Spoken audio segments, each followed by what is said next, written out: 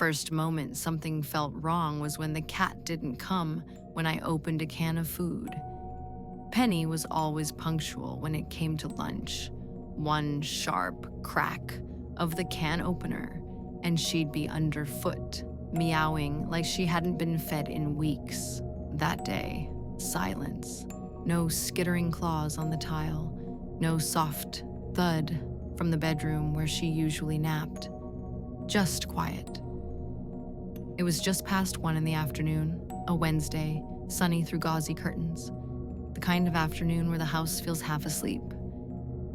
I was working from the dining room table, laptop open, coffee half drunk, the hum of a Slack call still echoing faintly in my ears. I muttered Penny's name, shook the food dish. Then I heard it. A scrape, like something dragging across wood, and then a soft, deliberate bump from beneath the floorboards. I paused, hand still on the can. Dogs, I reasoned. Probably the dogs in the next yard roughhousing again. It was an old house, and sometimes sounds traveled in funny ways. Still, I found myself walking from room to room, calling for Penny. She didn't answer. I brushed it off. Cats were weird, I told myself. Maybe she found a sunspot in the guest room and decided she was too lazy to beg for food. But as I passed the hallway near the laundry room, I heard it again. Scrape. Bump. Scrape. And this time, it was definitely coming from inside. The crawl space access panel was in the laundry room, behind a square of wooden molding near the floorboards. My house didn't have a basement, just a narrow, dark space between the foundation and the floor, about 2 feet high, meant for insulation and wiring. I crouched down in front of it, pressing my ear to the panel. Nothing. Just silence and the faint ticking of the dryer, cooling off from this morning's load. I knocked once, half joking. Hello? A pause. Then something knocked back. 3 short raps, like knuckles tapping hollow wood. I jumped back so hard I hit the washing machine. My heart started hammering in my chest. Something was down there. I tried to rationalize. Maybe it was a raccoon or a possum. Maybe the neighbor's kid lost a ball and crawled under, but it didn't sit right. The crawl space wasn't easily accessible from outside. The only entrances were sealed vents and this panel inside the house.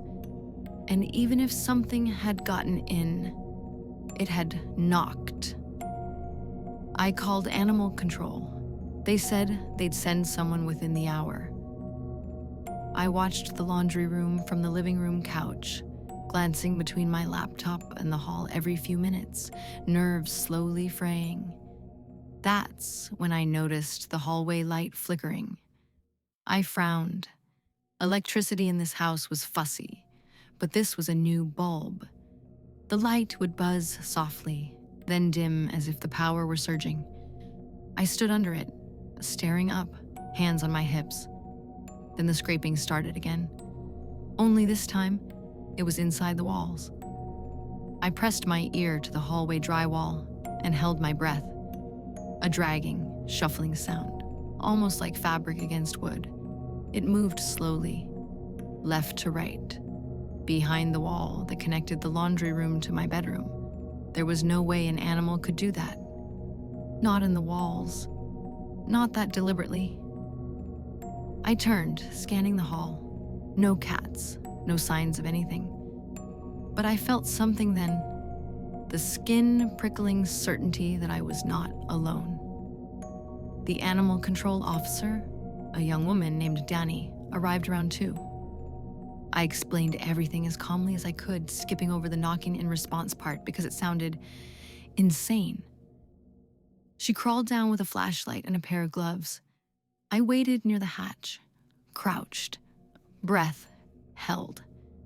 After 10 minutes, I called out, "Everything okay?" Her voice came back muffled. "There's nothing here." She emerged, brushing dust and cobwebs off her uniform.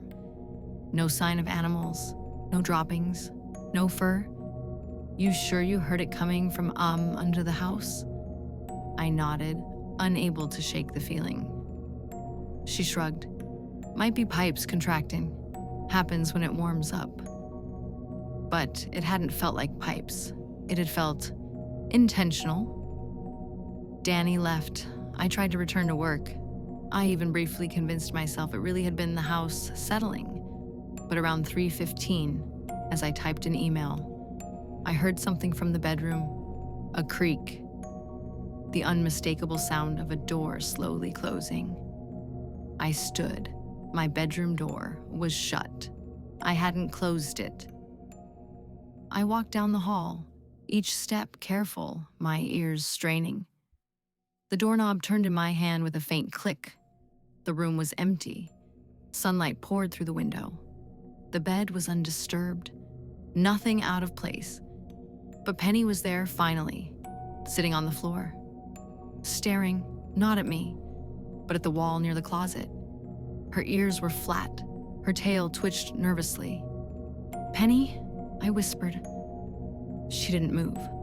I knelt beside her, trying to follow her gaze. The closet wall was plain, but then I noticed it. The floor vent near the baseboard had been shifted slightly. The screws at the corners were loose. That night, I barely slept. Every sound made me flinch. I locked every door and window, set up a white noise machine to drown out anything strange. But I could feel it. Something was wrong in the house.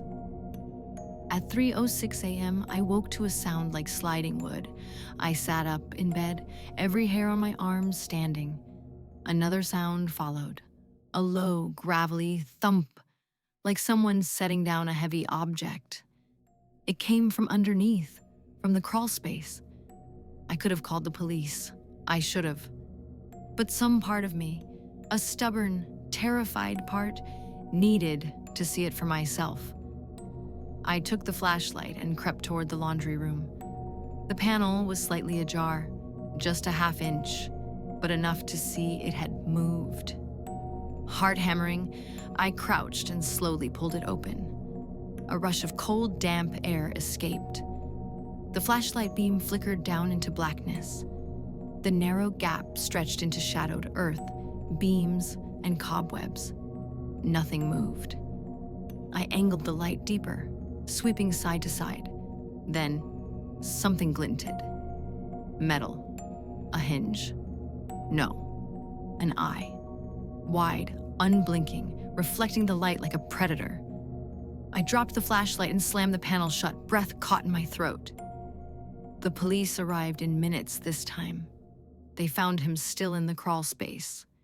He'd wedged himself between support beams beneath the bedroom. In his mid-30s, covered in grime, wearing a torn gray hoodie.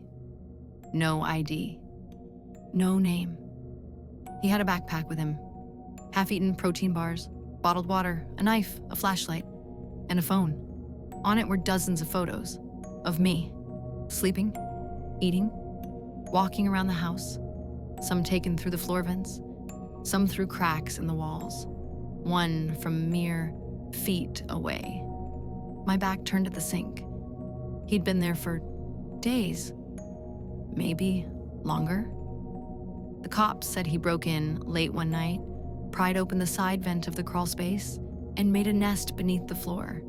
He'd been watching, listening, waiting for a moment, perhaps, to come up through the access panel, or worse. I moved out a week later. I can't stay alone anymore, not in that kind of silence. I still jump at noises. I still wake up at 3:06 a.m.